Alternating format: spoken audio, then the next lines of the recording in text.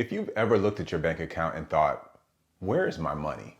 Then you're not alone. The truth is, most of us have hidden money sitting right in front of us, and today I'm going to help you find it. By the end of this video, you'll have a step-by-step plan to uncover an extra $500 a month without getting a second job. Most people believe that they have to make more money in order to save more money, but the real issue is that for most of us, money is just slipping through the cracks. Think of your income as a leaky bucket. Before you try to add more water to that bucket, you have to plug the holes first. And that's exactly what we're doing today. The first step is to focus on one number. So psychologically, our minds work better with smaller tasks. So you don't just think of it as $500 a month. Consider the fact that it could be $125 a week, or look at it as $16.67 each day. You could even decide you only want to focus on this 5 days a week and give yourself a break on the weekends.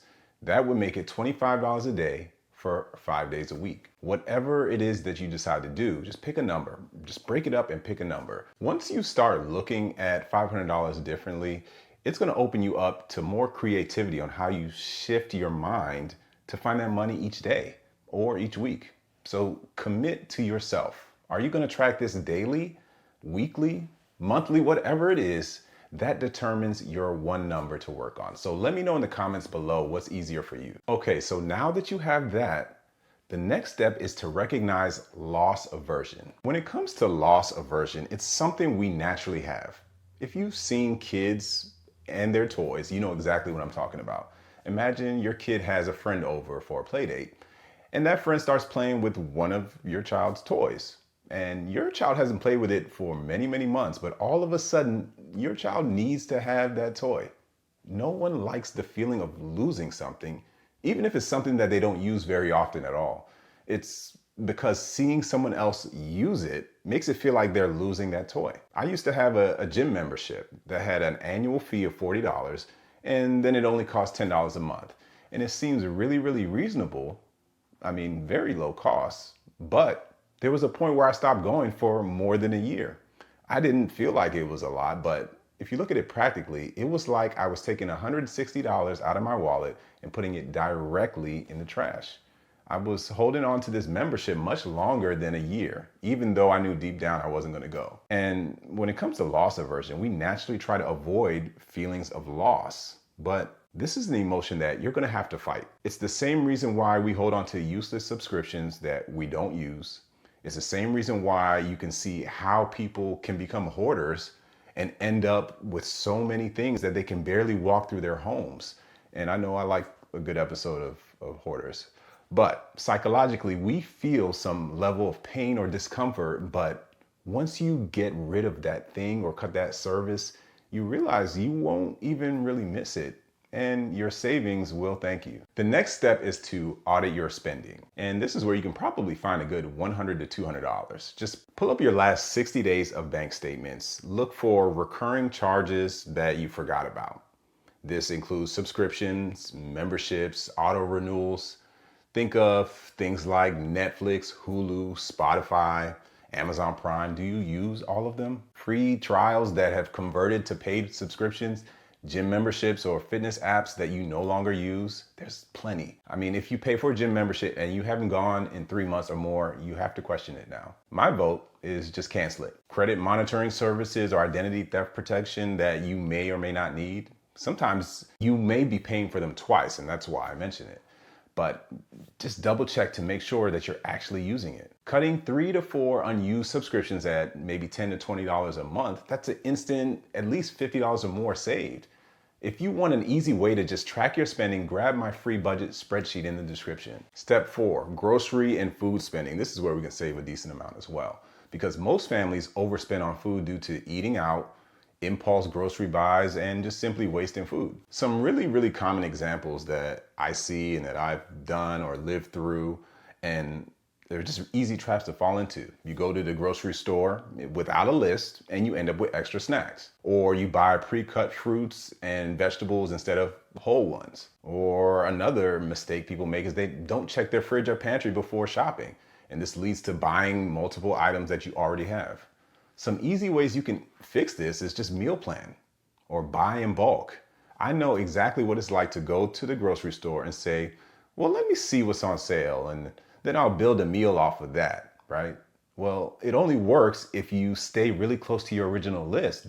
Otherwise, you buy the cuts of meat that are on sale, but then you have to buy other things to make sure that you're going to make this new recipe that you're making up on the fly. And then your list ends up longer. You start walking around the store longer, much longer than planned. And if you spend more than 30 minutes at a grocery store, in my opinion, your list needs to be tighter. Another way that can help is just shopping with a list. This helps you avoid impulse buys. I like to personally just take a picture of the inside of the fridge and the inside of the pantry before I leave the house, because most of the time we forget what's already at the house. Cooking at home instead of takeout. Just cutting takeout from 3 times a week to maybe just 1 time a week, you can save more than $100. When it comes to pre-cut vegetables and fruits, skip those and just plan to cut your own fruit, because the fruit that they didn't sell from the previous day, they just simply cut it up and sell it for a higher price. You can even decide to stick to discount grocery stores or warehouse clubs. So think of Aldi, Lidl, Costco, Sam's Club, BJ's. If you frequent the same stores, specifically sticking to about 3 or 4 stores, then it's easier to spot sales or differences in prices or spending increases. When you shop at too many stores or need to get your spices from one place and then the meat from another place and your produce and snacks from another, you're going to start to expose yourself to different checkout lines and impulse buys or more pre-made foods.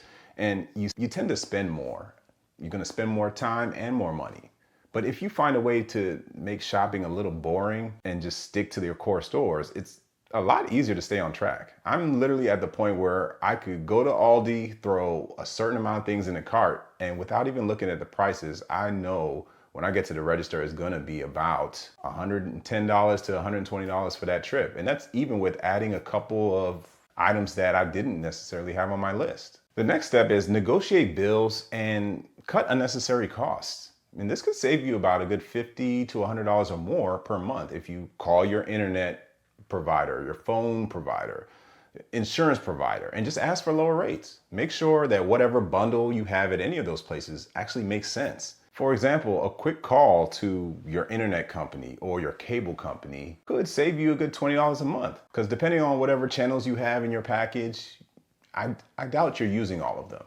I know I called my cable company, and I have such an old bundle that my price would actually increase if I remove some channels. So I'm waiting to the day where it doesn't make sense, and I'll just call them up and cancel the whole thing.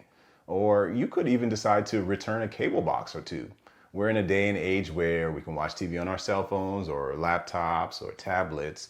So if you have more than one box in the room other than the family room, then it may not be worth it. There are phone companies where, for example, if you switch to a smaller plan, then you could actually save a lot of money.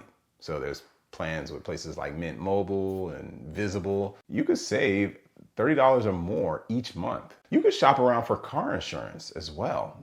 Just don't get complacent thinking that you should be paying all of these prices without fact checking and price checking. You can ask for loyalty discounts or bundling services for savings. My rule is that if you don't ask, the answer by default is going to be no. So it's better to ask and hear the no versus assuming that it's no and overpaying. Another thing you can do is figure out what you can do on your own and be creative. Because I know I was paying $60 a month for a pest control company to come to my home 4 times a year and spray around the home and put some traps inside the home just to prevent pests. And when I looked at the report over the year, I saw the chemicals they were using and how long it took them.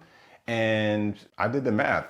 I could buy the materials myself for about $100 and spray my own home 4 times a year and walk the perimeter and continue to do the upkeep. So for me, it made sense to just cancel that and do it on my own. Step 6, you can adjust your everyday spending. So this could save another $100 to $150. Look at the daily habits that drain money. And remember, we spoke about breaking down $500 a month into smaller chunks.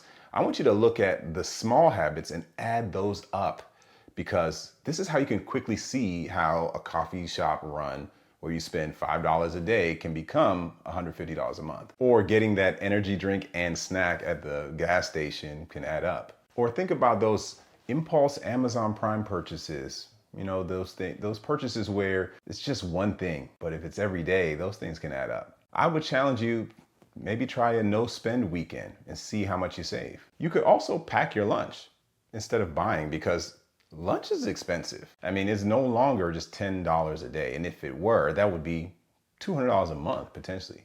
I would take a step further and say, pack extra snacks when you pack your lunch. Get those 30 pack of snack bars or trail mix or something that's going to prevent you from buying lunch or stopping between work and home to get some food. A few bonus tips. I think you can unlock a few more savings too if you had a few cashback apps or rewards apps like Rakuten, Fetch, Ibotta.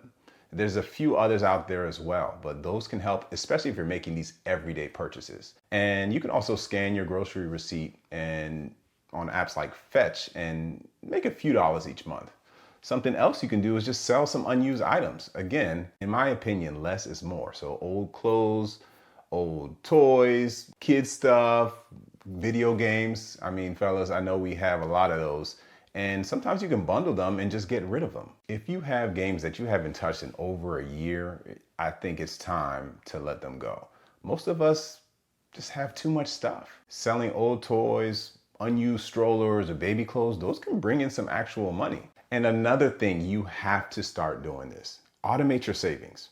Set up automatic transfers so that the found money goes straight to savings. Okay, remember the $15 a month that you were spending on those premium channels that you used to have? As soon as you cancel that, increase your automatic savings transfers by $15 a month, because now it can actually be put to work for you. Whatever you decide to do, just don't wait. It's really, really easy to just wait for Monday to start something new or start at the beginning of the month. And no, you can do better than that. Just decide on how you want to break up the $500 a month and just pull up your last two months of bank statements and look for just one charge you can cut. That's something you can do today. Let me know in the comments below what you find and decide to cut. And if you need help tracking where your money is going, grab my free budget spreadsheet. It's in the description below. It'll make the process even easier. And if you want to keep making smart money moves and increase your savings so that you can start investing more and building more wealth, check out this playlist right here. And until next time, stay present.